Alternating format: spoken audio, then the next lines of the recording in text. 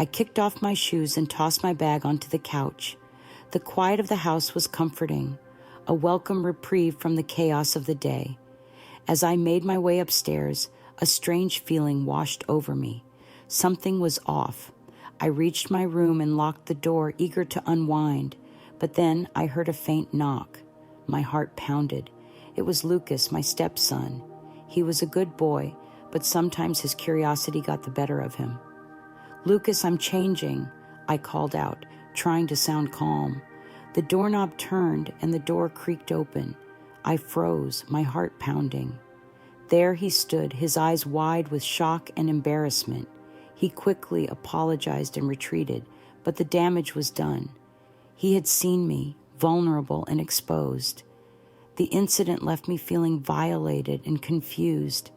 I had always tried to be kind and understanding towards Lucas, but this had crossed a line. I needed to address the situation, but I also knew that I had to be careful. I didn't want to damage our relationship further. I stood there, stunned and horrified. My mind raced as I tried to process what had just happened. Why had he entered my room without knocking? The intrusion was a violation of privacy, a breach of trust. "Mom, can I come in?" he'd asked, his voice tentative.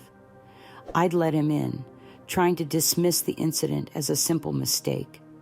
But as the days passed, a growing unease settled in.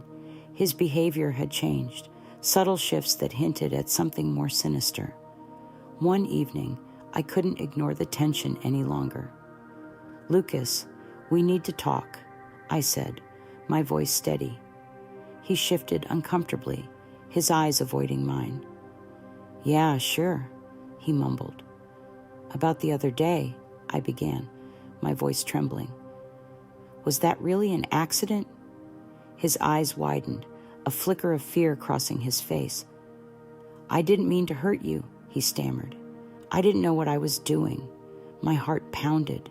His words were a revelation, a confession that chilled me to the bone. What was happening? What was going on in his mind? "What do you mean? You didn't know what you were doing?"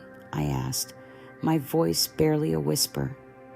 He hesitated, his eyes filled with confusion.